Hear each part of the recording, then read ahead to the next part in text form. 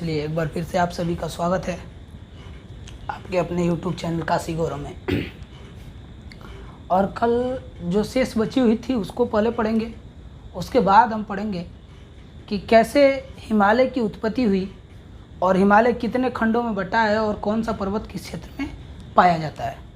तो first of all कल जो हमारे बचे हुए 2 देश थे, हमने बात की थी भारत के 7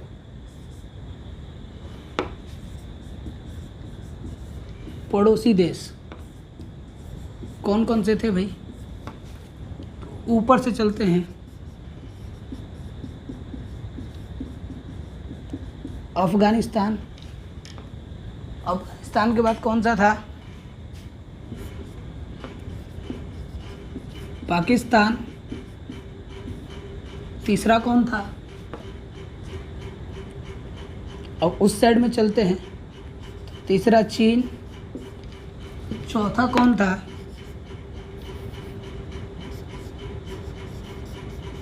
म्यांमार। पांचवा कौन था? बांग्लादेश। हमने इसको पढ़ा था। अफगानिस्तान की सीमा सिर्फ और सिर्फ लगती है जम्मू कश्मीर के साथ, जबकि पाकिस्तान का क्या था? पंगुरास था। चीन का क्या था? हंसी आ जाओ।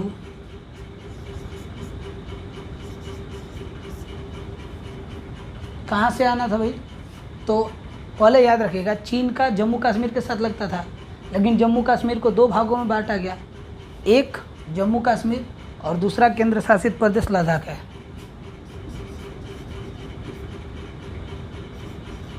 लद्दाख से तो हापुड़ हिमाचल, सीपुर शिमला, सिक्किम,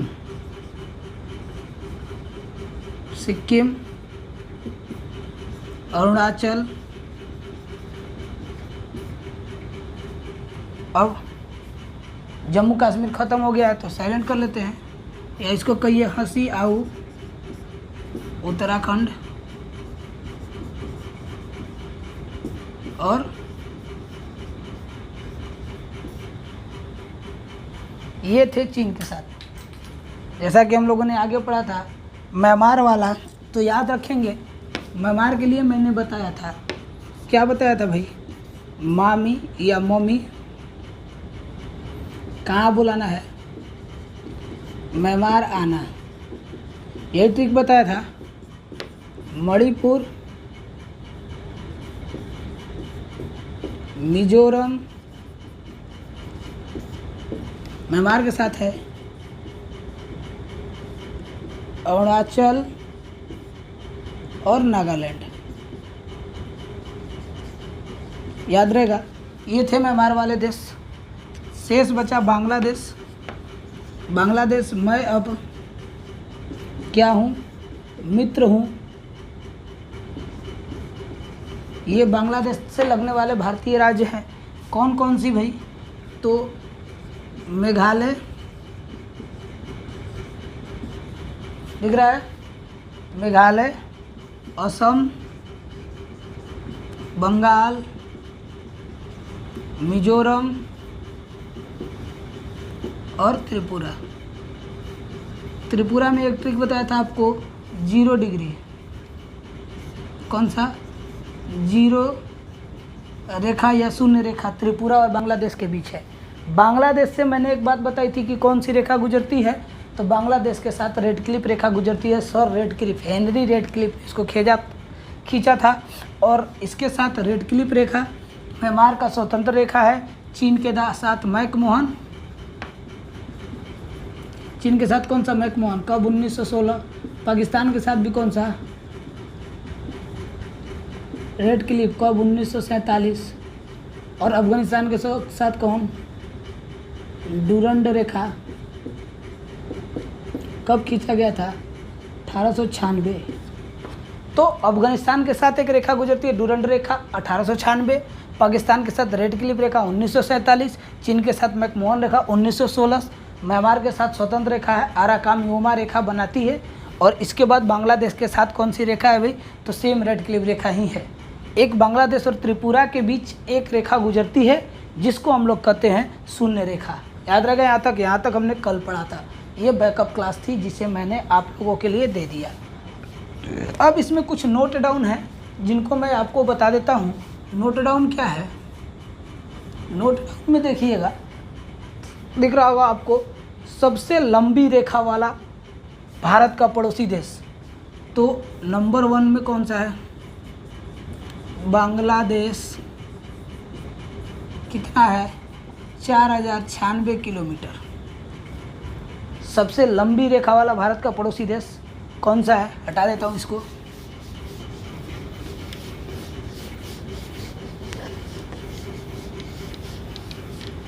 अब इससे कुछ क्वेश्चन आपसे पूछ सकता है कि सबसे लंबी रेखा वाला भारत का पड़ोसी देश कौन सा है। तो आप क्या कहेंगे?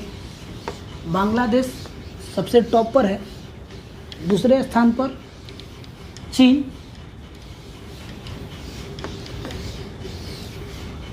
तीसरे स्थान पर पाकिस्तान, चौथे स्थान पर म्यांमार, फिर भूटान, नेपाल और सबसे अंत में अफगानिस्तान। अफगानिस्तान की सीमा 106 किलोमीटर और बांग्लादेश की 4096 किलोमीटर। इतना ही याद रखना है। 34 से 88 अगर पूछता है तो आप चाइना को बता देंगे, लेकिन चाइना पूछता नहीं है। अब चलिए मैं मैप के माध्यम से फिर से आपको आगे की ओर ले चलता हूँ। हमारे 2 पड़ोसी देश जो बचे हुए थे उनकी चर्चा हम लोग करते हैं।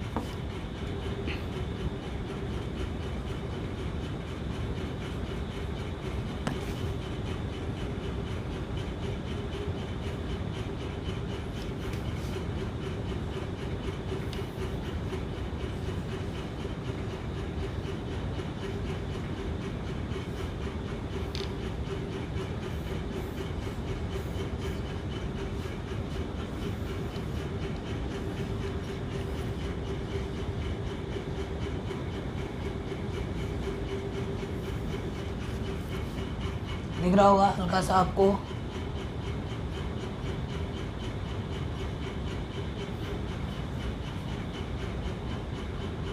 ज़्यादा नीचे नहीं दिख रहा होगा, उसको छोटा ही बना देता हूँ।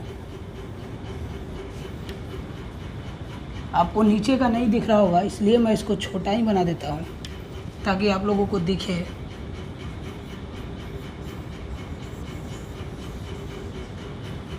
दिख रहा है आप लोगों को? चलिए, जब दिख रहा होगा तो याद रखेंगे। निचली पार्ट तो दिख ही रही होगी। ये देखिए नेपाल है और ये है भूटान। ठीक है। अब हमारी जो सीमा रेखा जो बदल रही है नेपाल से, देखिए ये वाला एरिया उत्तराखंड, और इसके ऊपर ये कौन सा है? उत्तर प्रदेश। इसके नीचे ये पूरा बिहार, और ये पूरा यहाँ से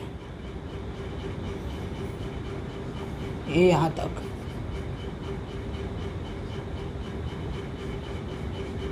बंगाल। ठीक है। किसके साथ? नेपाल के साथ। ये पूरा का पूरा कौन सा राज्य है? ये अरुणाचल,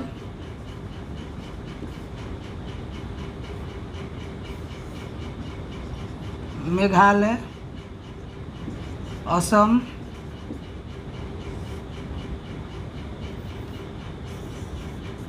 त्रिपुरा, मिजोरम, नागालैंड, मणिपुर। याद रहेगा? तो हमें देखना किसका है? भूटान से। यह सिक्किम है। तो याद करना क्या है भाई? उत्तराखंड, नेपाल से कौन कौन से राज्य रखते हैं? देखिए, उत्तराखंड, उत्तर प्रदेश, बिहार और पश्चिम बंगाल। तो ट्रिक क्या है, कैसे समझेंगे कौन सा राज्य लगा हुआ है? तो आप सामान्य भाषा में एक ट्रिक का यूज कर सकते हैं। बिहार में अभी दारू बंद है, तो दारू बंद है तो दारू कहाँ से लाया जा रहा है भाई? तो हम कहेंगे पौआ। उत्तरा कहाँ से? नेपाल से। कहाँ भाई? बिहार। तो याद रहेगा पौवा उतरा नेपाल से बिहार। सभी बिहारियों को पूर्णतः यह याद हो जाएगा, क्योंकि बिहार में दारू बंद है, और जब दारू बंद हुआ था तो दारू नेपाल से बिहार आ रहा था। तो पौवा देहात या बिहार में दारू को क्या बोला जाता है भाई? पौवा। प माने पश्चिम बंगाल, उ माने उत्तर प्रदेश। ठीक है, अब देखिए ये लगा हुआ था उत्तराखंड,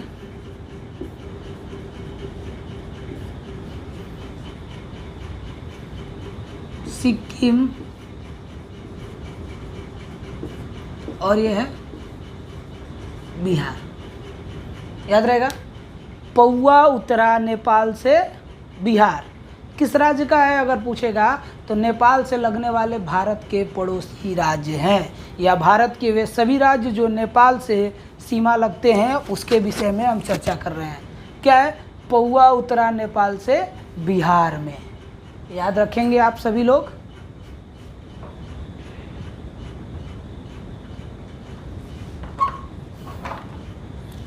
नेक्स्ट की ओर चलते हैं।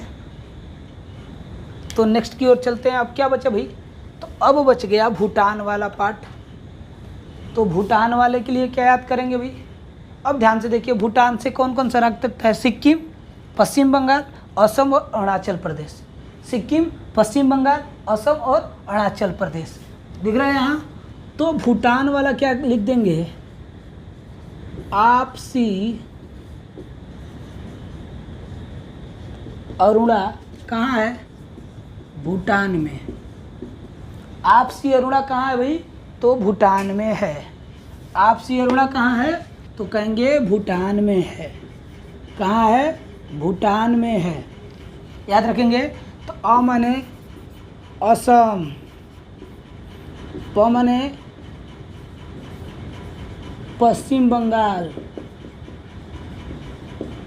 सी माने सिक्किम, अरुणा माने अरुणाचल प्रदेश, भूटान में तो है ही। तो याद रखेंगे आप लोग, ये थे पड़ोसी भारतीय राज्यों की सीमा। अब कुछ चीज़ें जो समुद्री मार्ग से लगती हैं, जिनको मैं मैप के माध्यम से समझाने की कोशिश कर रहा हूँ। मैप को हटा के छोटा मैप बना रहा हूँ ताकि आसानी से आपको समझा सकूँ। अगर ये हो गया हो तो स्क्रीनशॉट ले लीजिए क्योंकि इसके बाद हम लोग आगे चलेंगे तो समुद्री सीमा के विषय में कुछ चर्चा करते हैं। स्क्रीनशॉट ले लीजिएगा। चलिए चर्चा करेंगे आगे। मैप छोटा थोड़ा कर देते हैं हम लोग, क्योंकि बड़ा मैप आप लोगों को दिख नहीं रहा होगा। अगर आप पढ़ रहे हैं तो मैप को सामने रख के पढ़ेंगे, बहुत मज़ा आएगा और अच्छे से क्लियर होगा अगर आप मैप या एटलस को लेकर के पढ़ेंगे। वरना पीडीएफ तो मैं डालूंगा ही, या आप पीडीएफ के लिए मेरे व्हाट्सएप पर मैसेज भी कर सकते हैं, और हमारे ऐप के द्वारा आप जुड़ सकते हैं पैड वीडियो के लिए। मैं एक छोटा सा मैप क्रिएट कर रहा हूँ जो आप लोगों के लिए आसान हो समझ पाना।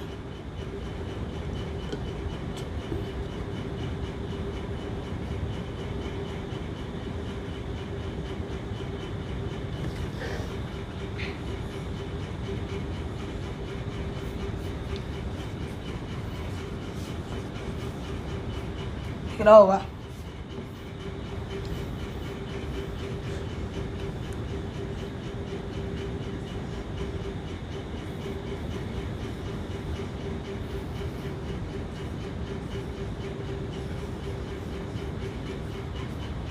तो दिख रहा है, ये दिख रहा है। चलिए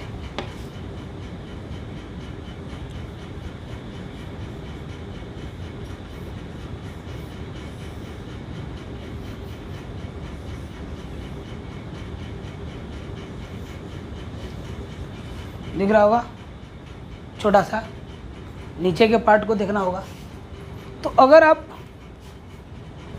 इंडिया को नीचे से देखेंगे, नीचे वाला पार्ट मैं बना देता हूँ, ऊपर का हटा देता हूँ, क्योंकि छोटा बोर्ड है इसलिए थोड़ी समस्याएं आप लोगों को हो रही होंगी। देखिए जो इंडिया का नीचे का पार्ट है ये दिख रहा है, जो ये नीचे का पार्ट है वी आकार वाला, इस पे अब चर्चा करते हैं। ऊपर तो आपने पढ़ लिया है,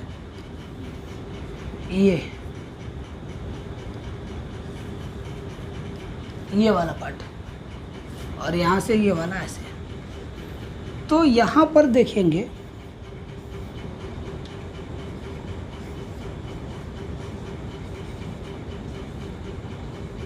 ऐसा है,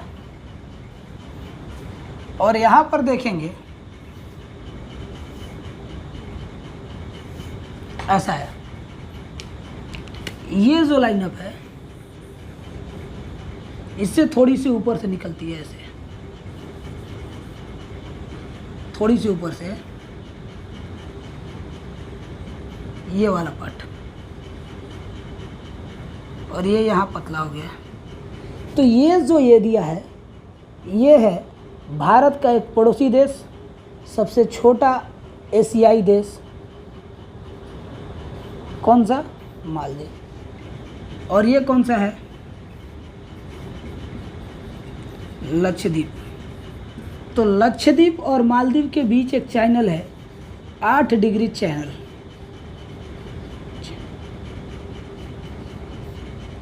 और यहाँ पर एक चैनल है 9 डिग्री। ये है मिनिकॉय। क्या है? मिनिकॉय। तो लक्षद्वीप का एक द्वीप मिनिकॉय द्वीप और एक मालदीव के बीच का एक चैनल है, उसको हम लोग क्या कहते हैं? 8 डिग्री चैनल। जबकि अगला जो चैनल है, अगला चैनल में 9 डिग्री चैनल लक्षद्वीप और मिनिकॉय के बीच में विभाजित करता है। इसी प्रकार अन्य भी बहुत सारी चैनलें हैं जिसकी चर्चा मैं अभी आप लोगों के सामने कर देता हूँ। एक चैनल है 8 डिग्री और 9 डिग्री तो हो ही गया। अब आगे चलते हैं 10 डिग्री चैनल। तो ये अंडमान है और ये निकोबार है ना। अंडमान और निकोबार के बीच का जो चैनल है, थोड़ा और ऊपर कर लीजिए, तो ये वाला, और ऊपर से चलते हैं, ये वाला पार्ट, यहाँ से अंडमान और निकोबार के बीच का जो चैनल है, इस चैनल को हम लोग नाम देते हैं 10 डिग्री चैनल। 10 degree channel. और यहाँ से जैसे ही ये आगे बढ़ता है ऐसे, ये वाला ऐसे वाला पार्ट बनता है, ये और इधर से ऐसे लगे ऐसे चलता है। तो यहाँ पर ये अंडमान निकोबार, यहाँ पर भी एक पार्ट है, और इस पार्ट को हम लोग कहते हैं कोको जल संधि। कोको जल संधि। ये वाला पार्ट किसका है? म्यांमार। तो कोको जल संधि किसके किसके बीच पड़ता है अभी? तो याद रखेंगे, ये है अंडमान, और ये चैनल जो है ये है 10 डिग्री चैनल। तो 10 डिग्री चैनल अंडमान और निकोबार के बीच, और कोको जल संधि अंडमान और म्यांमार के बीच। अब थोड़ा नीचे चलिए, थोड़ा नीचे चलेंगे तो 2 चीज़ें और आपको मिल जाएंगी। एक तो दक्कन पास, याद होगा दक्कन पास, दक्षिणी अंडमान और लघु अंडमान के बीच में विभाजित है दक्कन पास। याद रखेंगे, दक्कन पास किसके किसके बीच है? दक्षिणी अंडमान और लघु अंडमान के बीच स्थित है। शून्य रेखा हो ही गया, रेड क्लिफ हो ही गया, दक्कन पास हो ही गया, ग्रेट चैनल। हाँ, एक चैनल है ग्रेट चैनल। तो ग्रेट चैनल भाई किसके किसके बीच है? सुमात्रा द्वीप। यहाँ देखिए नीचे में, यहाँ है ग्रेट चैनल, नीचे दिख रहा होगा। अगर नहीं दिख रहा होगा तो ऊपर लिख देता हूँ, ग्रेट चैनल किसके किसके बीच? सुमात्रा द्वीप और भारत का अंडमान के बीच। भारत का अंडमान के बीच कौन सा चैनल है भाई? तो ग्रेट चैनल है। याद रखेंगे, यहाँ तक हो जाएगा आपका।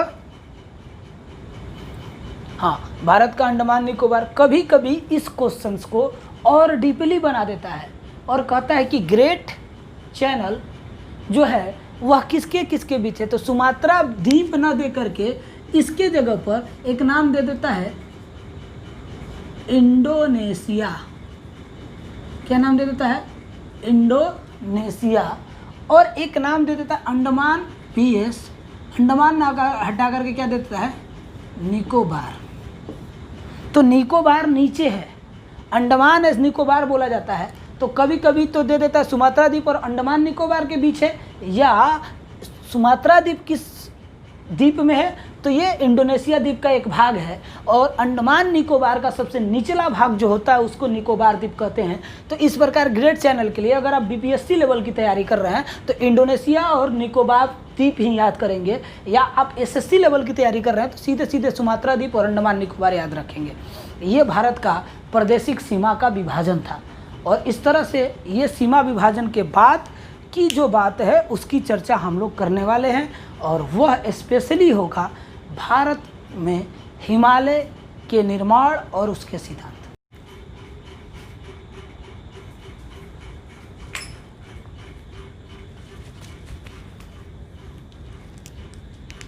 चलिए एक बार फिर से आप सभी का स्वागत है आपके अपने YouTube चैनल काशी गौरव में।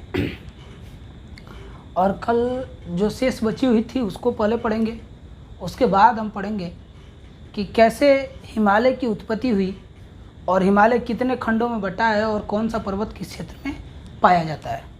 तो फर्स्ट ऑफ ऑल कल जो हमारे बचे हुए 2 देश थे, हमने बात की थी भारत के 7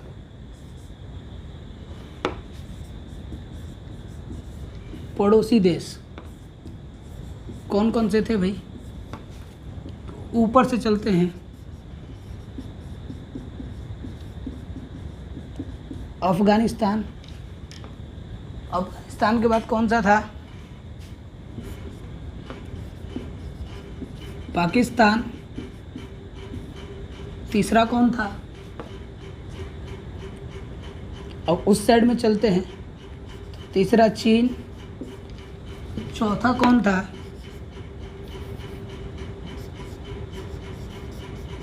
म्यांमार। पांचवा कौन था? बांग्लादेश। हमने इसको पढ़ा था।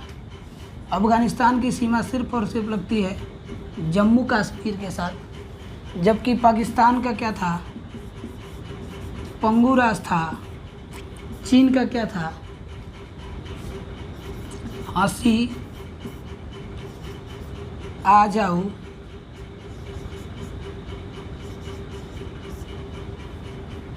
कहाँ से आना था भाई? तो पहले याद रखिएगा, चीन का जम्मू कश्मीर के साथ लगता था, लेकिन जम्मू कश्मीर को 2 भागों में बांटा गया। एक जम्मू कश्मीर और दूसरा केंद्र शासित प्रदेश लद्दाख है।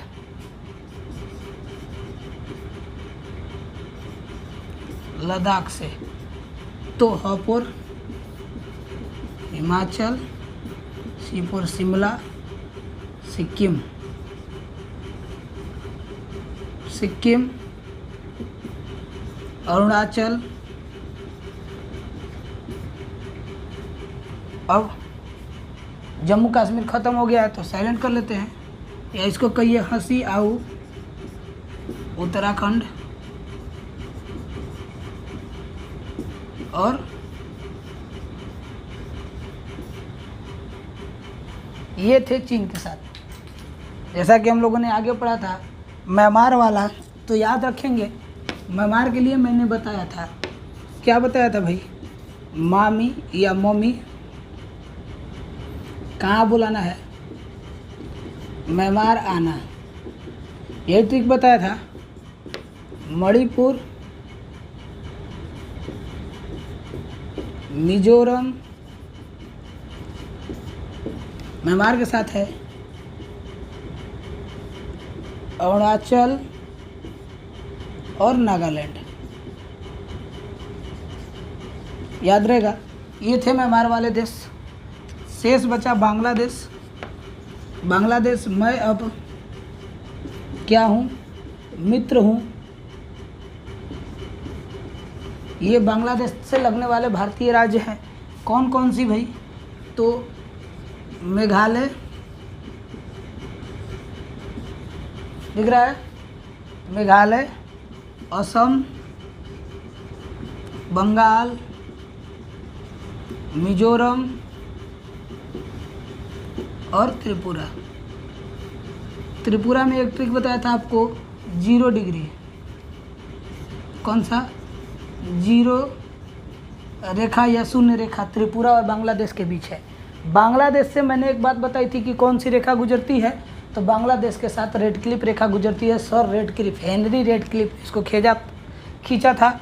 और इसके साथ रेड क्लिफ रेखा म्यांमार का स्वतंत्र रेखा है। चीन के साथ मैकमोहन,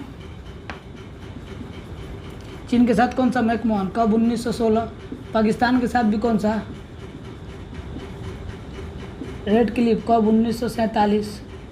और अफगानिस्तान के साथ कौन? डूरंड रेखा, कब खींचा गया था? 1896। तो अफगानिस्तान के साथ एक रेखा गुजरती है, डूरंड रेखा, 1896। पाकिस्तान के साथ रेड क्लिफ रेखा 1947। चीन के साथ मैकमोहन रेखा 1916। म्यांमार के साथ स्वतंत्र रेखा है, आराकान योमा रेखा बनाती है। और इसके बाद बांग्लादेश के साथ कौन सी रेखा है भाई? तो सेम रेड क्लिफ रेखा ही है। एक बांग्लादेश और त्रिपुरा के बीच एक रेखा गुजरती है जिसको हम लोग कहते हैं शून्य रेखा। याद रखें, यहाँ तक हमने कल पढ़ा था।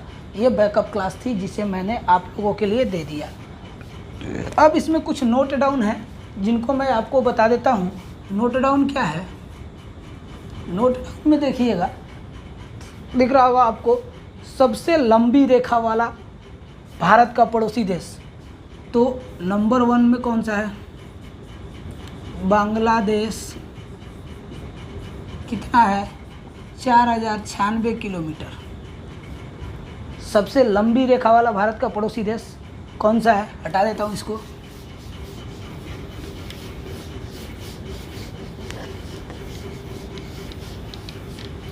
अब इससे कुछ क्वेश्चन आपसे पूछ सकता है कि सबसे लंबी रेखा वाला भारत का पड़ोसी देश कौन सा है।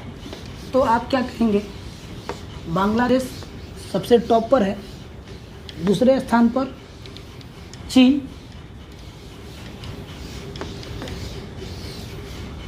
तीसरे स्थान पर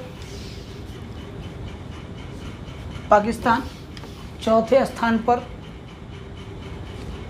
म्यांमार, फिर भूटान, नेपाल और सबसे अंत में अफगानिस्तान। अफगानिस्तान की सीमा 106 किलोमीटर और बांग्लादेश की 4096 किलोमीटर। इतना ही याद रखना है। 34 से 88 अगर पूछता है तो आप चाइना को बता देंगे, लेकिन चाइना पूछता नहीं है। अब चलिए मैं मैप के माध्यम से फिर से आपको आगे की ओर ले चलता हूँ। हमारे 2 पड़ोसी देश जो बचे हुए थे उनकी चर्चा हम लोग करते हैं।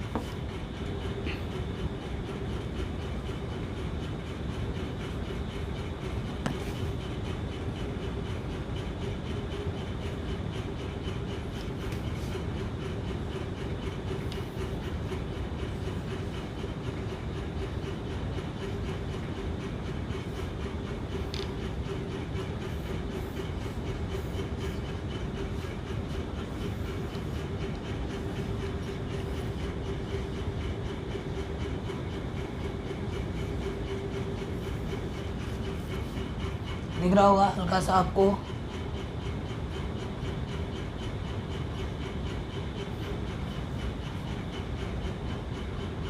ज़्यादा नीचे नहीं दिख रहा होगा, उसको छोटा ही बना देता हूँ।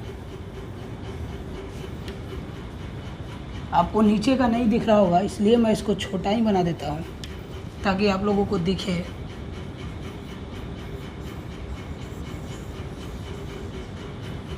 दिख रहा है आप लोगों को? चलिए, जब दिख रहा होगा तो याद रखेंगे। निचली पार्ट तो दिख ही रही होगी। ये देखिए नेपाल है और ये है भूटान। ठीक है, अब हमारी जो सीमा रेखा जो बदल रही है नेपाल से, देखिए ये वाला एरिया उत्तराखंड, और इसके ऊपर ये कौन सा है? उत्तर प्रदेश। इसके नीचे ये पूरा बिहार, और ये पूरा यहाँ से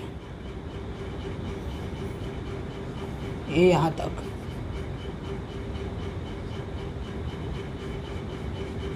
बंगाल। ठीक है, किसके साथ? नेपाल के साथ। ये पूरा का पूरा कौन सा राज्य है? ये अरुणाचल,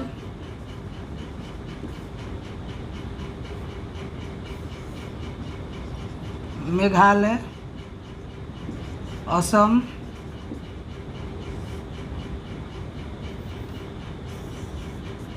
त्रिपुरा, मिजोरम, नागालैंड, मणिपुर। याद रहेगा।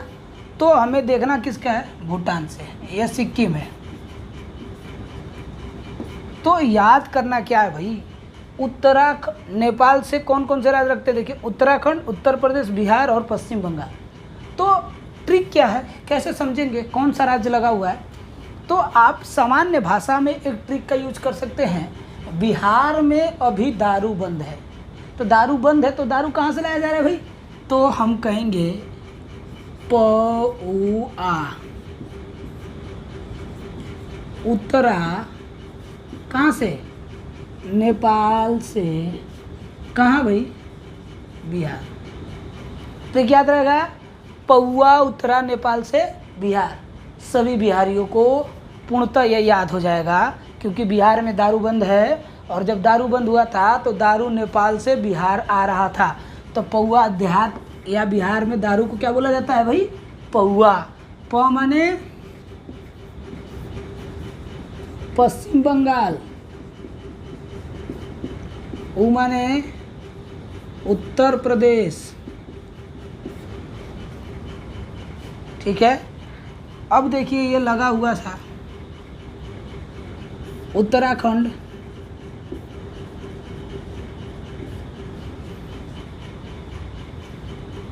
सिक्किम, और ये है बिहार। याद रहेगा, पौआ उत्तरा नेपाल से बिहार। किस राज्य का है अगर पूछेगा तो नेपाल से लगने वाले भारत के पड़ोसी राज्य हैं, या भारत के वे सभी राज्य जो नेपाल से सीमा लगते हैं, उसके विषय में हम चर्चा कर रहे हैं। क्या है? पौआ उत्तरा नेपाल से बिहार में। याद रखेंगे आप सभी लोग।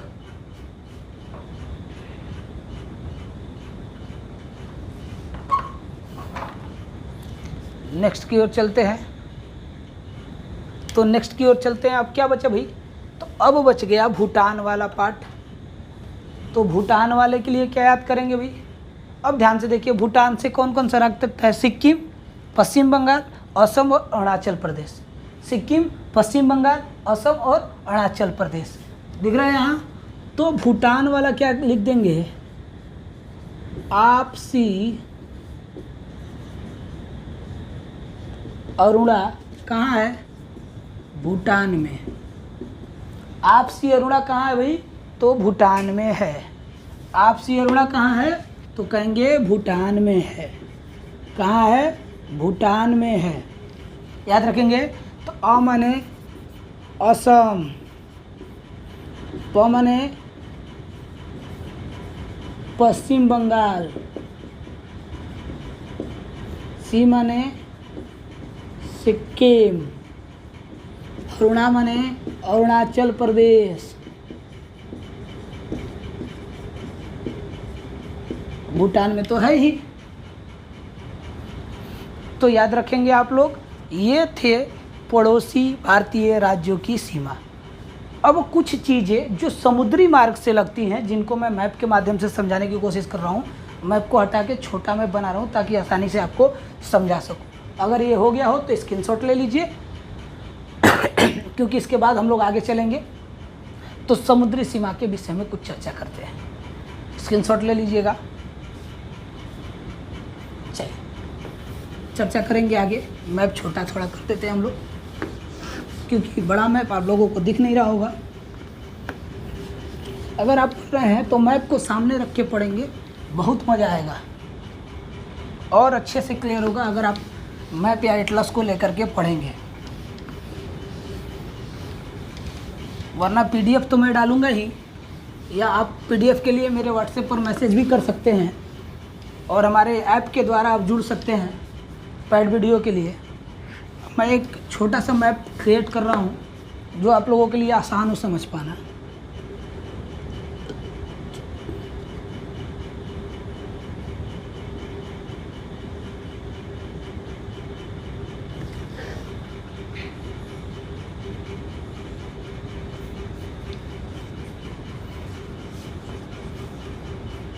दिख रहा होगा।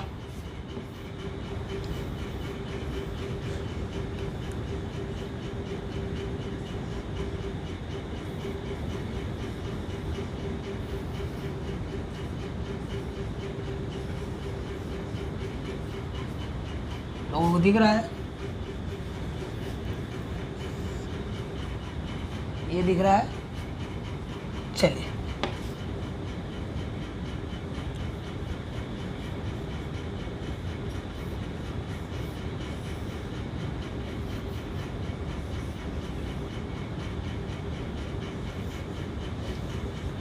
दिख रहा होगा, छोटा सा नीचे के पार्ट को देखना होगा। तो अगर आप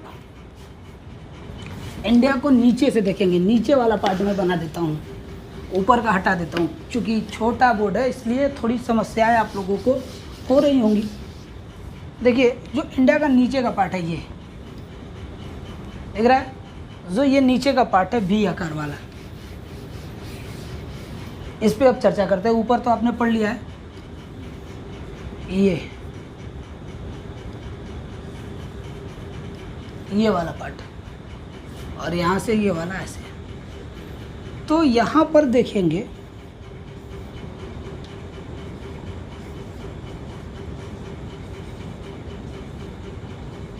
ऐसा है, और यहाँ पर देखेंगे ऐसा है। ये जो लाइनअप है इससे थोड़ी सी ऊपर से निकलती है, ऐसे थोड़ी सी ऊपर से ये वाला पार्ट, और ये यहाँ पतला हो गया। तो ये जो ये दिया है, ये है भारत का एक पड़ोसी देश, सबसे छोटा एशियाई देश। कौन सा? मालदीव। और ये कौन सा है? लक्षद्वीप। तो लक्षद्वीप और मालदीव के बीच एक चैनल है, 8 डिग्री चैनल।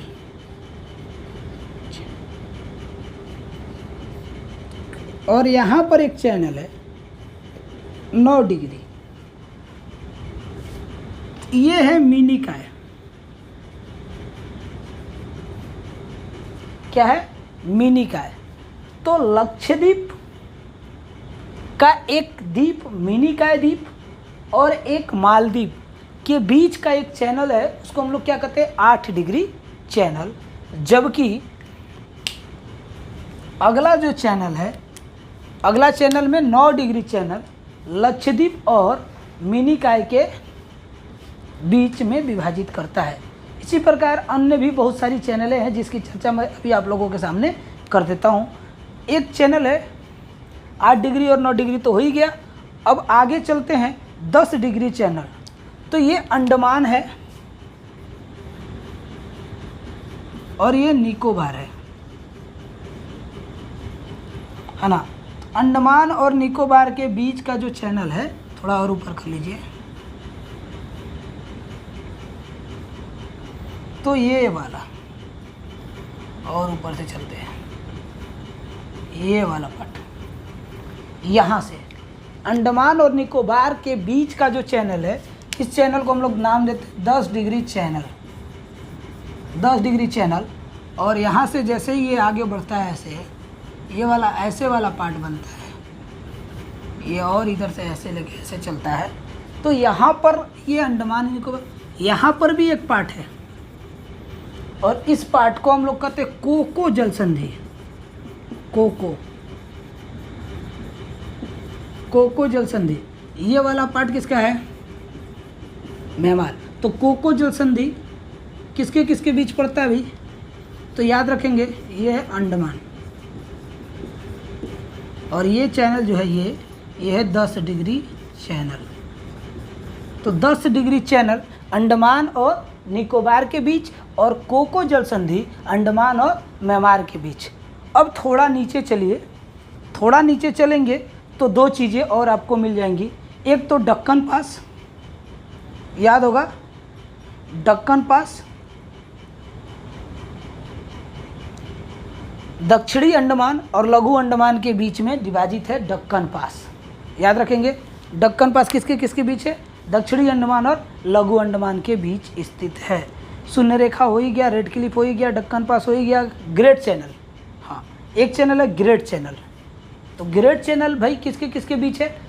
सुमात्रा द्वीप, यहाँ देखिए नीचे में, यहाँ है ग्रेट चैनल। नीचे दिख रहा होगा, अगर नहीं दिख रहा होगा तो ऊपर लिख देता हूँ ग्रेट चैनल किसके किसके बीच? सुमात्रा द्वीप और भारत का अंडमान के बीच। भारत का अंडमान के बीच कौन सा चैनल है भाई? तो ग्रेट चैनल है। याद रखेंगे, यहाँ तक हो जाएगा आपका। हाँ, भारत का अंडमान निकोबार। कभी कभी इस क्वेश्चंस को और डीपली बना देता है और कहता है कि ग्रेट चैनल जो है वह किसके किसके बीच है? तो सुमात्रा द्वीप न दे करके इसके जगह पर एक नाम दे देता है इंडोनेशिया। क्या नाम दे देता है? इंडोनेशिया। और एक नाम दे देता है अंडमान पीएस। अंडमान ना हटा करके क्या देता है? निकोबार। तो निकोबार नीचे है, अंडमान एस निकोबार बोला जाता है। तो कभी कभी तो दे देता है सुमात्रा द्वीप और अंडमान निकोबार के बीच है, या सुमात्रा द्वीप किस द्वीप में है? तो ये इंडोनेशिया द्वीप का एक भाग है, और अंडमान निकोबार का सबसे निचला भाग जो होता है उसको निकोबार द्वीप कहते हैं। तो इस प्रकार ग्रेट चैनल के लिए अगर आप बीपीएससी लेवल की तैयारी कर रहे हैं तो इंडोनेशिया और निकोबार द्वीप ही याद करेंगे, या आप एसएससी लेवल की तैयारी कर रहे हैं तो सीधे सीधे सुमात्रा द्वीप और अंडमान निकोबार याद रखेंगे। ये भारत का प्रादेशिक सीमा का विभाजन था, और इस तरह से ये सीमा विभाजन के बाद की जो बात है उसकी चर्चा हम लोग करने वाले हैं, और वह स्पेशली होगा भारत में हिमालय के निर्माण और उसके सिद्धांत।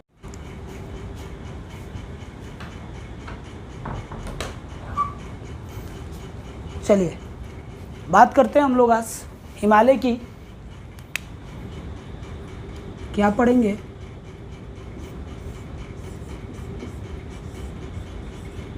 हिमालय।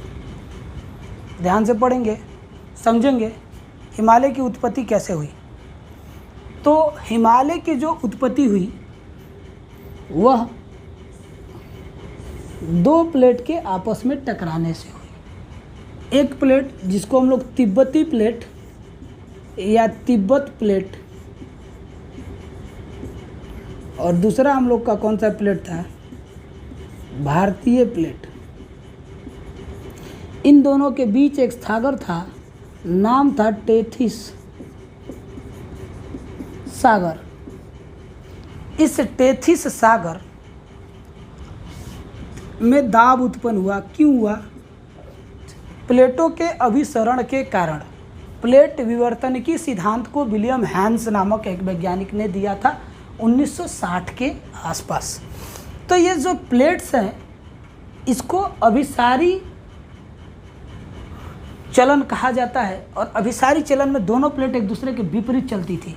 जब यह आपस में चली तो टेथिस सागर में दाब उत्पन्न हुआ, और इस टेथिस सागर के दाब के कारण जो टेथिस सागर है उसमें भूसन्नति हुई, भूमि का ऊपर की ओर उठाव हुआ, और इस भूमि के ऊपर उठने के कारण किसका निर्माण हो गया?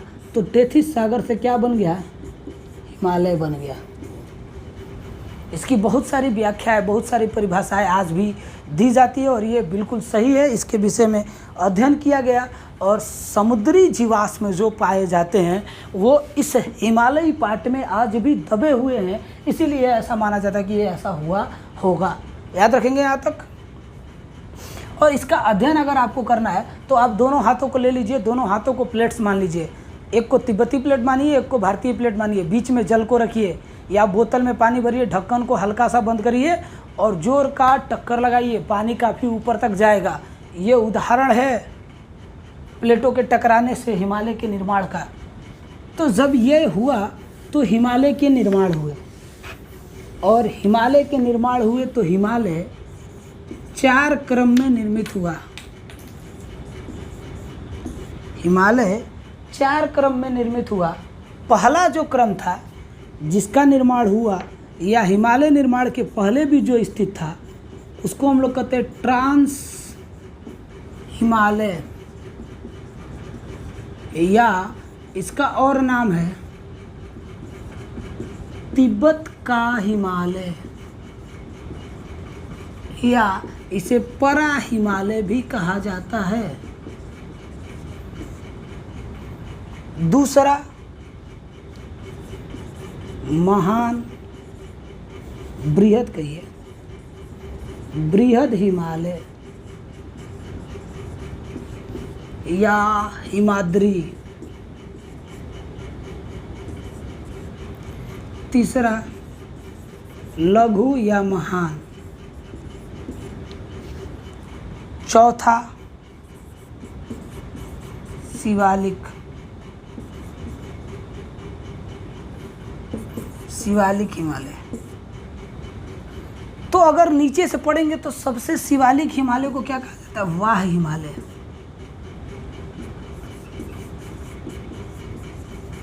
इसे क्या कहा जाता है? मध्य हिमालय। तो इसको हमको कम पढ़ना है क्योंकि ये भारत के क्षेत्र में नहीं पड़ता। बृहद हिमालय, लघु हिमालय और शिवालिक, इनको हमको अध्ययन करना है। तो इनके अध्ययन के लिए हम लोग एक एक को लेकर चलेंगे, एक एक के विषय में अध्ययन करेंगे। भारत के भू आकृतिक प्रदेश में ये कहाँ पाए जाते हैं और क्या क्या चीज़ें इनमें आती हैं। तो इनको मैं यहाँ हटा दे रहा हूँ और कुछ चीज़ें मैं यहीं पे लिख दे रहा हूँ ताकि आपको क्लियर हो जाए, या मैप के द्वारा मैं आपको समझाने की कोशिश कर रहा हूँ।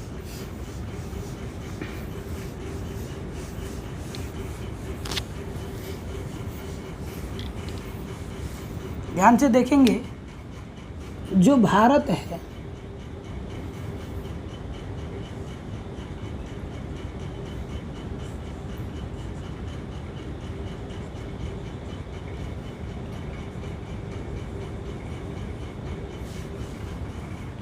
जो भारतीय भूभाग है या भारतीय भूखंड है,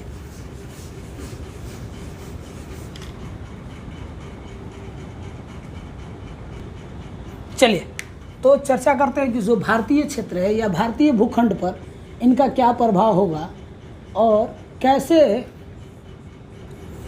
इनका वर्णन किया जाएगा, इसकी चर्चा हम लोग करेंगे। आपको यहाँ तक जानने की ज़रूरत है। इसके आगे के मैप के लिए बस ये यहाँ देखेंगे, ये टॉप लेवल मार्कर का था। टॉप लेवल पे चलते हैं। यहाँ इसको तिब्बत का गांठ कहा जाता है या पामीर का गांठ भी कहा जाता है। इसके पश्चिम क्षेत्र में, इसके पश्चिमी क्षेत्र में हिंदू कुश पर्वत है और इसके पूर्वी क्षेत्र में सीधा सीधा कुर्नुल कुल पर्वत है। और यहाँ से एक पर्वत है किरधर सुलेमान, किरधर। और इस तिब्बती गांठ से ही एक और श्रेणी उत्पन्न होती है। इस श्रेणी को हम लोग किस नाम से जानते हैं भाई? काराकोरम। और काराकोरम के जस्ट नीचे एक श्रेणी है जिसको हम लोग कहते हैं कैलाश। और कैलाश के जस्ट सामने जास्कर और लद्दाख, जास्कर लद्दाख। तो इन श्रेणियों को थोड़ा ऊपर नीचे चलता ही है ऐसे, इतने पर्वतों को जिस नाम से जाना जाता है, यह जाना जाता है ट्रांस हिमालय। क्या नाम से जाना जाता है? ट्रांस हिमालय। अब जैसे ही हम आगे बढ़ते हैं तो यहाँ पर एक पर्वत है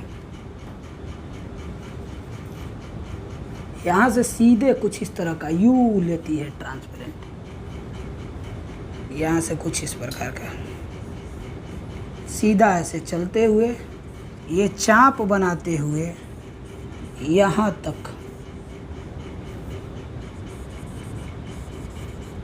यहाँ एक पर्वत है नामचा बारबा, और यह जो आपको दिख रहा है यह पर्वत है, ये यहाँ से यहाँ कौन सा है, नंगा पर्वत।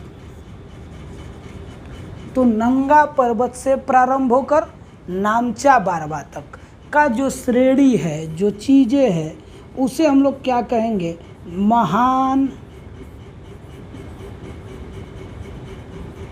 हिमालय। क्या कहेंगे, महान हिमालय। अब इस महान हिमालय की विशेषता क्या है कि दुनिया की सभी ऊंची चोटियाँ लगभग इसी हिमालय के अंतर्गत पाई जाती हैं। इसके यहाँ पर ये थोड़ा सा ऊपर की ओर और भागता है, कुछ इस प्रकार से ऐसे चलता है, और यहाँ पर जो एक चोटी है, यहाँ पर एक चोटी है, और इधर ही कर देते हैं, यहाँ पर एकदम सिक्किम और नेपाल, ये वाला एरिया किसका है, ये नेपाल है और ये सिक्किम है। तो सिक्किम और नेपाल के एकदम नज़दीक में एक पर्वत है जिसका नाम है कंचनजंगा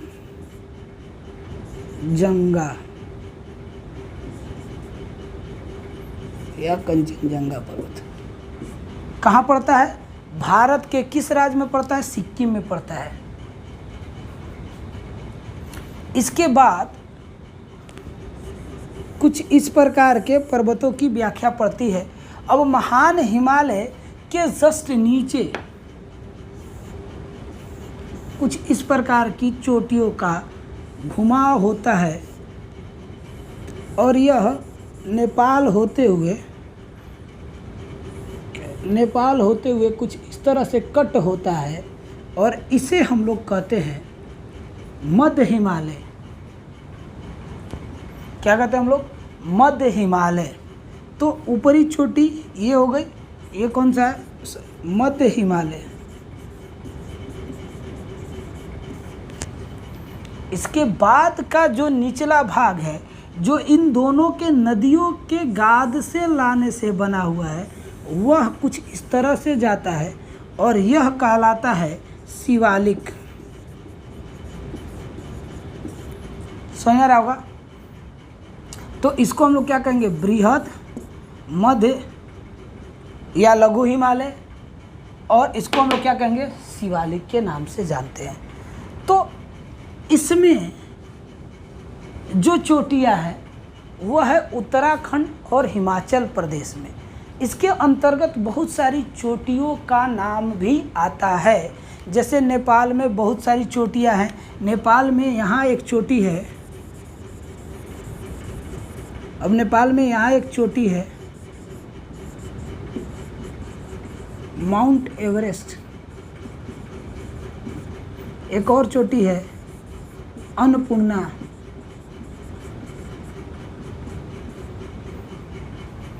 माउंट एवरेस्ट, अन्नपूर्णा जैसी चोटियाँ कहाँ पाई जाती हैं,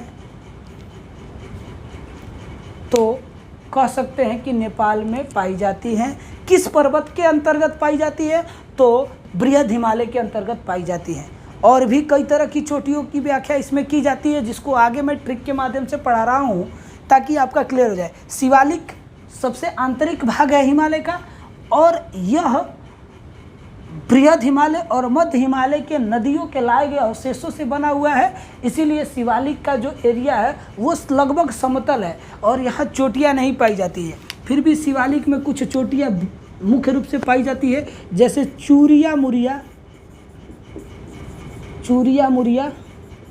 कहाँ पाया जाता है, शिवालिक में पाया जाता है, याद रखेंगे। और चूरिया मुरिया किस देश में है, नेपाल की पर्वत श्रृंखला है।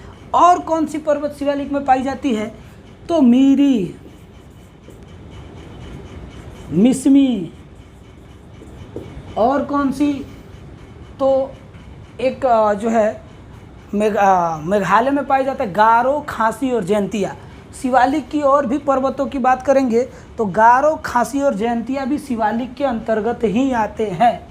जबकि मध्य हिमालय के अंतर्गत कर दिया गया तो क्या कहेंगे, बद्रीनाथ, बद्रीनाथ, इसके बाद बंदरपूछ,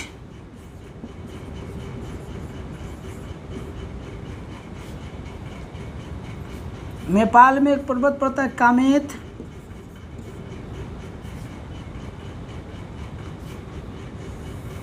नंदा देवी, तो ये कामेत को छोड़कर ये जो तीनों हैं यह उत्तराखंड में है। और कामेत उत्तराखंड और नेपाल की सीमा पर पड़ता है। यहाँ तक क्लियर रहेगा। अब चलते हैं, ये तो मध्य हिमालय में पाए जाने वाले पर्वतें हैं। अब पूछ देता है बृहद हिमालय में कौन कौन सी पर्वतें हैं। तो इसमें मध्य हिमालय में एक और पर्वत का याद रखेंगे,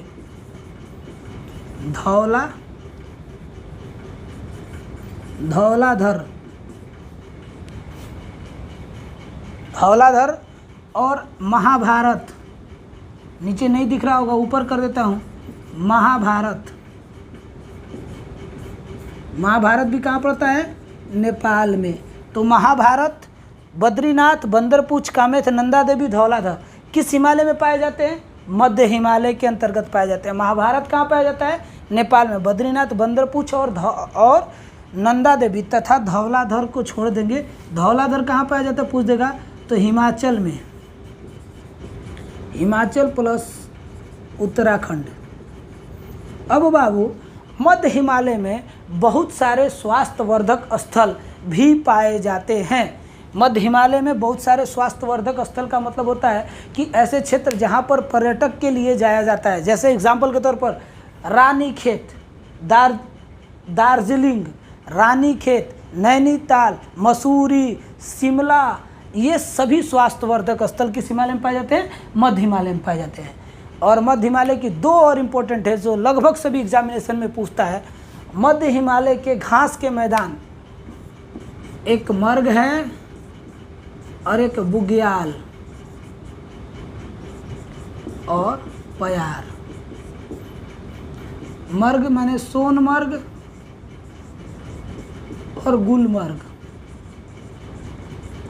और बुग्याल और पयार कहाँ है, उत्तराखंड में। सोनमर्ग और गुलमर्ग कहाँ पाए जाते हैं, जम्मू कश्मीर में। यह घास के मैदान हैं जो किस हिमालय में पाए जाते हैं, तो मध्य हिमालय में जो घास के मैदान पाए जाते हैं उनको सोनमर्ग और क्या कहते हैं, गुलमर्ग कहा जाता है। किस राज्य में, जम्मू कश्मीर में। और बुग्याल और पयार कहाँ कहा जाता है, तो कहते हैं उत्तराखंड में। चलिए इसके बाद आते हैं शिवालिक में चूरिया मुरिया पाया जाता है नेपाल में। मीरी मिस्मी कहाँ पाया जाता है, मीरी और मिस्मी अरुणाचल में। और इस शिवालिक में एक समतल भूमि पाई जाती है जहाँ एक भाग होता है करेवा। और करेवा में फेमस क्वेश्चन है किस चीज़ की कृषि होती है, तो कह सकते हैं कि हिमाचल प्रदेश और उत्तराखंड में सेब की कृषि होती है। जबकि करेवा भूमि से जम्मू कश्मीर में मुख्य रूप से केसर का उत्पादन किया जाता है। किसका उत्पादन होता है, केसर। बहुत फेमस है, बहुत महंगा मिलता है, याद रहेगा यहाँ तक। अब चलिए, अब चलते हैं बृहद हिमालय में नेपाल में कौन कौन सी पर्वतें हैं। तो क्या कह सकते हैं कि देखिए, माउंट एवरेस्ट, अन्नपूर्णा। कंचनजंगा कहाँ पड़ता है, सिक्किम में पड़ता है। तो ये पर्वतें किस में पड़ती हैं, बृहद हिमालय वाले नेपाल में पड़ती हैं। इसमें और भी बहुत सारे पर्वतों की व्याख्या जैसे किया जाता है,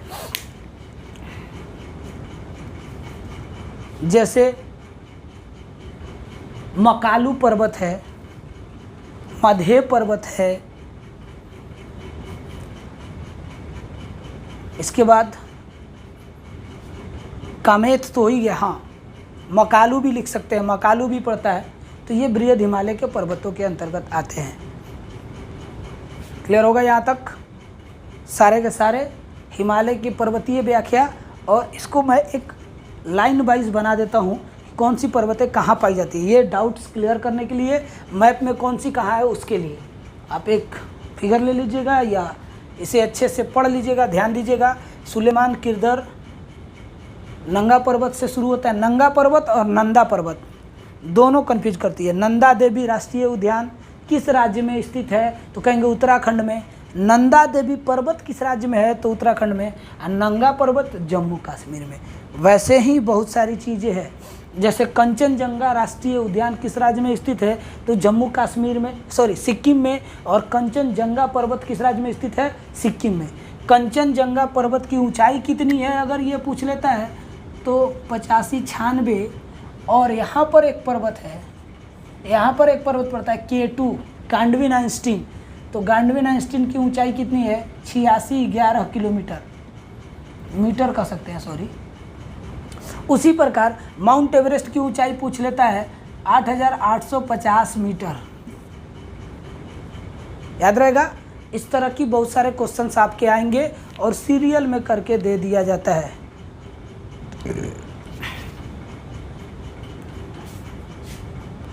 धौलागिरी छोड़ दिए, ये धौलागिरी। तो ट्रिक में आपको लेके चलता हूँ, ट्रिक के माध्यम से पढ़ा देता हूँ ताकि आपको हमेशा के लिए याद हो जाए कौन सी पर्वत किस देश या किस राज्य में पड़ती है।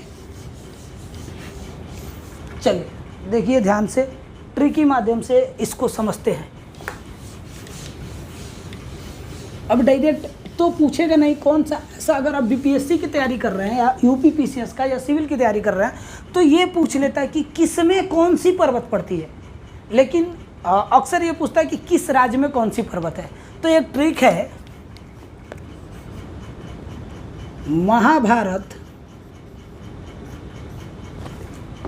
की चूरिया मुरिया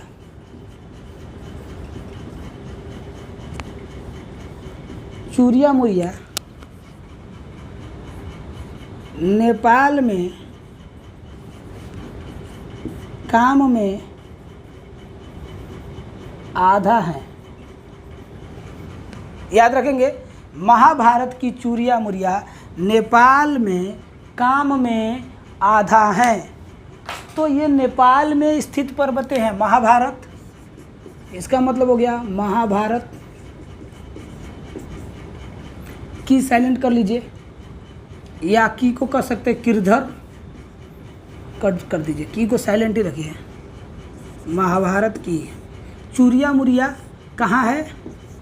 नेपाल में। ये एमपीपीसीएस में पूछ चुका है डायरेक्टली। कामेत कहाँ है? कामेत पर्वत कहाँ है? नेपाल में है। मकालू पर्वत, माउंट एवरेस्ट,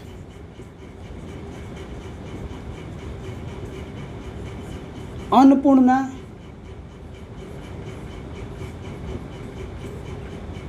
और ये है धौली गिरी। ये नेपाल की पर्वतें हैं। नेपाल में कौन कौन सा है? कामेत पर्वत, मकालू पर्वत, अन्नपूर्णा और धौलागिरी। धौलागिरी और कौन सा है? कभी कभी क्रम पूछ लेता है, अगर आप सिविल सर्विसेज की एग्जाम्पल में जा रहे हैं तो ये ऐसे ही याद करिएगा, काम में आधा, काम में आधा। सबसे पहले उधर से चलेंगे सिक्किम से, या ऊपर से चलेंगे तो उधर से धौलागिरी, अन्नपूर्णा, माउंट एवरेस्ट, मकालू और कामेत। ये किस राज्य में स्थित है? तो यह स्थित है नेपाल में, एक देश है। यहाँ से जो ये पर्वतें हैं ये हैं बृहद हिमालय में, काम में आधा बृहद हिमालय में। चूरिया मुरिया किस में स्थित है? शिवालिक में। और महाभारत किस में स्थित है? तो महाभारत पूर्ण रूप से कहें या मध्य हिमालय की बात करें, वो भारत से ज़्यादातर गुजरता है, लेकिन थोड़ा सा ये मध्य हिमालय में पड़ता है। याद रखेंगे। अब इसके बाद की बात करते हैं तो अब किस राज्य की बात करते हैं, ये अगर क्लियर हो गया हो तो हम आगे की ओर बढ़ते हैं। तो पर्वतों की व्याख्या जब कर रहे हैं तो अब एक राज्य बचा उत्तराखंड और हिमाचल प्रदेश। जम्मू कश्मीर का तो आपको ऐसे ही याद रहना चाहिए। तो देखिए हिमाचल की जो पर्वतें हैं उसमें सिर्फ एक पर्वत है, धौलाधर। हिमाचल में याद रखना है सिर्फ और सिर्फ कौन सा, धौलाधर।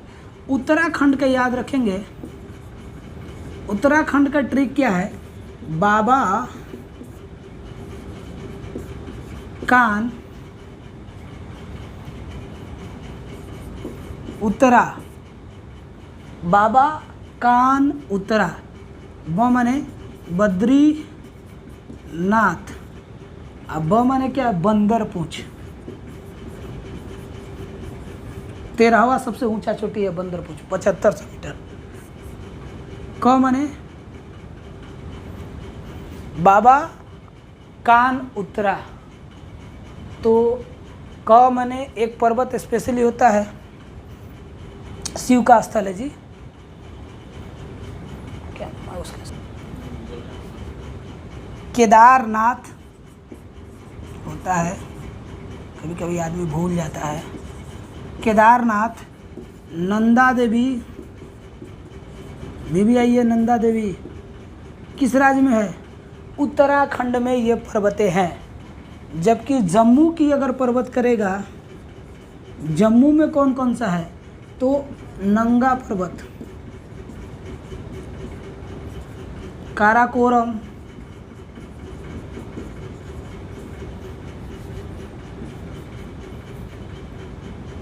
कैलाश, और कौन सा है, लद्दाख, राकापोसी,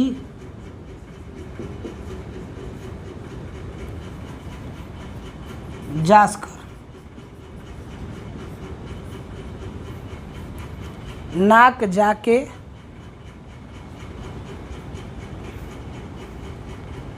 जम्मू कश्मीर में ये पर्वतें हैं। याद रहेगा यहाँ तक आप लोगों को, ये मुख्य रूप से पर्वतें थी। और इसके बाद का जो वीडियो है वो मस्ट इम्पोर्टेंट बन जाता है, क्योंकि इसके बाद हिमालय जब आगे पढ़ेंगे फिर से, तो हिमालय को जो पुराड महोदय थे उन्होंने प्रादेशिक क्षेत्र से 4 भागों में बांट दिया था, कश्मीर हिमालय, पंजाब हिमालय, कुमायूं हिमालय, नेपाल हिमालय और असम हिमालय। कश्मीर, कुमाऊं, नेपाल और असम हिमालय, तो उसको आपको पढ़ना नहीं है, ज़्यादातर कंपटीशन में यही पूछता है। इसके बाद की बात जब हम कर रहे हैं तो दर्रे की बात करेंगे। दर्रा होता क्या है, दर्रा का कार्य क्या है, और दर्रा हमारे जीवन के लिए क्यों महत्वपूर्ण है, जिसकी चर्चा हम लोगों को करना होगा। तो चलिए बात करते हैं दर्रों की, हो गया ना, चलिए बात करते हैं किसकी, दर्रा की। दर्रा का होता है पास, क्या होता है, पास।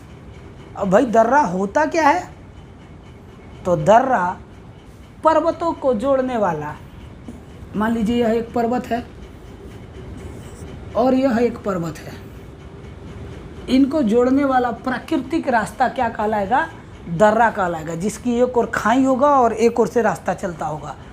तो यह पास जो होता है दर्रा कहलाता है, और ये व्यापार के लिए पर्वतीय क्षेत्र में सबसे महत्वपूर्ण होता है। अब दर्रा, हिमालयी दर्रा जो है वह मुख्य रूप से 5 राज्यों में है। कौन कौन से 5 राज्य, प्रथम राज्य जो है जम्मू, दूसरा है हिमाचल, तीसरा है उत्तराखंड, चौथा है सिक्किम, पांचवा अरुणाचल प्रदेश। दर्रे की कहानी कुछ इस प्रकार की है देखिए जम्मू का जो दर्रा है उसका ट्रिक है बाबू पी के जो। अब बाबू जब पी के गया तो पीने का आदत बन गया, क्या बन गया? शराबी बन गया बाबू। चलिए तो समझिएगा, एक कहानी मैं आपको समझा रहा हूँ, उस कहानी के बाद इस ट्रिक को समझना काफ़ी आसान हो जाता है। कहानी क्या थी? कहानी यह है कि बिहार के सासाराम रोहतास का एक लड़का 17.5 बरस की उम्र में, 17.5 ईयर की उम्र में आर्मी ज्वाइन कर लेता है, जिसका नाम नीतीश है, जिसको शायद मैंने ही पढ़ाया था। और 17.5 बरस की उम्र में जो खेलने की उम्र होते हैं, जिसमें हम लोग खेलते रहते हैं, उस उम्र में वो दुश्मनों के साथ खेलने चला जाता है। तो जब वो 17.5 बरस की उम्र में अपने घर को छोड़कर पहली बार जा रहा होता है, तो माँ जो सबसे दुनिया में प्यारी होती है, जिसको सबसे ज़्यादा प्यार करते हैं लोग, और हर बेटे की सबसे जो पहली प्रेमिका होती है वो माँ ही होती है। तो माँ का प्यार इतना ज़्यादा होता है कि वह माँ अपने बेटे के किसी अनहोनी को रोकने के लिए, उसके गुरुजी ने एक चनामृत दी हुई थी, जिसे कहा जाता है कि शुभ काम पर जाने से पहले दही या चनामृत पी लेना चाहिए। वह माँ बेटे को पिला देती है और कहती है बाबू पी के जो, बाबू पी के जो। बाबू पी के तो चला जाता है और जम्मू कश्मीर में वह पाकिस्तान और चाइनीज दुश्मनों को धूल चटाता है। और इससे प्रोत्साहित होकर के इंडियन आर्मी के उस जवान को कहाँ भेजा जाता है? तो उत्तराखंड में भेजा जाता है। और जैसे ही वह उत्तराखंड जाता है नीतीश बाबू, वह क्या बन जाता है? शराबी बन जाता है और वह शराब पीने लगता है। कभी कभी पोस्ट पर शराब इतना ज़्यादा पी लेता था कि पोस्ट छोड़कर सो जाता था। और उसकी इस आदत से मजबूर होकर इंडियन आर्मी से उसे बाहर निकाल दिया जाता है। जब कुछ दिनों के बाद आता है घर पर, तो उसकी शादी कर दी जाती है और घर पर रहने लगता है। तभी भारत और चाइना के बीच युद्ध हो जाता है। तो फिर से इस शराबी आर्मी के जवान को पोस्टिंग दी जाती है उत्तराखंड में। और उत्तराखंड में जब पोस्टिंग दी जाती है तो कहता है हम नहीं जाएंगे। उसकी माँ उसको मनाती है, उसके पिताजी मनाते हैं, वो नहीं मानता। और अंततः उसकी नई नवेली पत्नी कहती है कि मान ली, चल जाएं। कहाँ भाई जाएं? तो उत्तराखंड जाएं। तो वह बेटा मान करके उत्तराखंड चला जाता है और उत्तराखंड में भी दुश्मनों को धूल चटाता है। लेकिन उसकी आदत नहीं सुधरती और दूसरी बार उसको रेस्टिकेट कर दिया जाता है। पुनः जब यह बात पता चलती है चाइना को कि वो सैनिक नहीं है, चाइनीज आर्मी फिर से भारत की ओर आक्रमण करता है। और अगली बार जो आक्रमण होता है वो सिक्किम के बॉर्डर से होता है। तो जैसे ही वो सिक्किम के बॉर्डर से होता है, फिर उसे बुलाया जाता है सेना में ज्वाइन के लिए। तो इस बार माँ काफ़ी गुस्से में कहती है जो ना बाबू सिक्किम। बाबू सिक्किम जाता है, जो ना बाबू सिक्किम। और वह कसम खाता है कि दोबारा वो शराब नहीं पिएगा और जितने दुश्मन मारेगा उतने पेड़ लगाएगा, ताकि यह आने वाली सेना को याद दिलाए कि कोई ऐसा वीर व्यक्ति था। और वो कसम खाता है कि मैं जहाँ जाऊँगा पेड़ लगाऊँगा। और अंततः जब वो उत्तराखंड में जाता है, उत्तराखंड के बाद अरुणाचल प्रदेश में जाता है, तो वह दुश्मनों को धूल चटाता है और जितने दुश्मन मारता है उतना पेड़ लगाता है।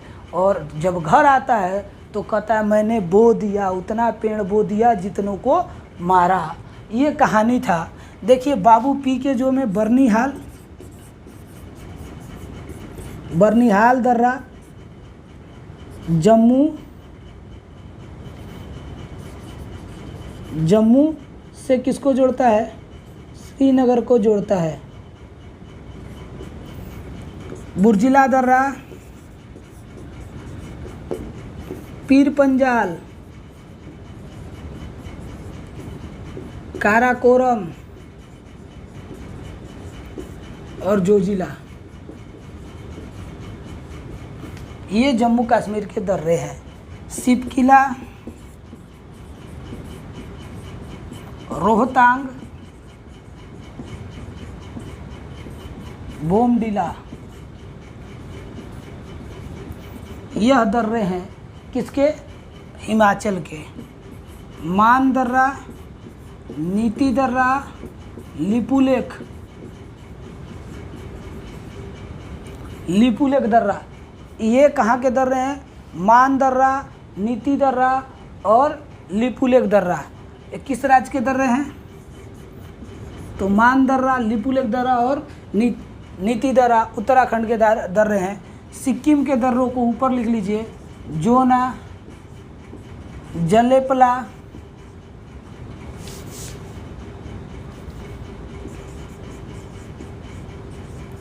जलेपला और नाथुला और बोमडिला,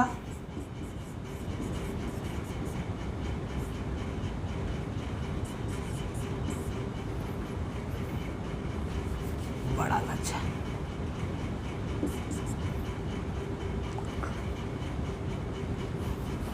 यहाँ से देखिएगा, सिपकिला दर्रा, रोहतांग दर्रा और क्या यहाँ पर बड़ा लाचा, यहाँ पर है बोमडिला, दिवांग, यांगयाप।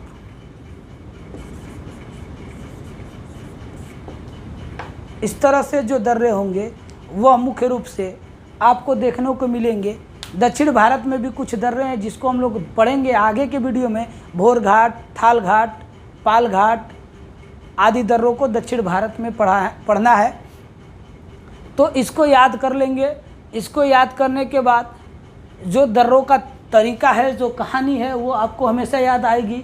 और सभी प्रतियोगी परीक्षा में इससे संबंधित एक क्वेश्चन और अपर लेवल के एग्जामिनेशन में जैसे बीपीएससी, यूपीपीसीएस इत्यादि परीक्षाओं में या एस्टेट या सीटेट के परीक्षाओं में इसको मिलाने के लिए आता है कि निम्नलिखित में से दर्रा कौन सा सही मिलान है या कौन सा उस राज्य में नहीं पड़ता। तो उम्मीद है आपको कहानी अच्छी लगी होगी और वीडियो इंटरेस्टिंग होगा, तो आप अपने दोस्तों के बीच ज़रूर शेयर करेंगे ताकि हमें प्रोत्साहन मिले कि हम आगे और भी बेहतर वीडियो बना सकें। और अगर कोई समस्या हो या कोई चीज़ें नहीं समझ आई हो तो आप कमेंट बॉक्स में या व्हाट्सएप पर हमें कमेंट करें ताकि हम इसमें और भी अच्छी सुधार कर सकें। आपकी जो भी रिक्वेस्ट होगी उसका स्वागत हम लोग करेंगे ताकि बेहतर से बेहतर दिया जा सके। और आने वाले समयों में 1-2 दिन में आप लोगों को इतिहास और पॉलिटिकल साइंस का भी वीडियो नियमितः डाला जाने लगेगा। इसके सीरीज के बाद साइंस का सीरीज भी प्रारंभ किया जाएगा। तो आज के लिए इतना ही। धन्यवाद। आप सभी को बहुत बहुत धन्यवाद कि आपने इस वीडियो को देखा।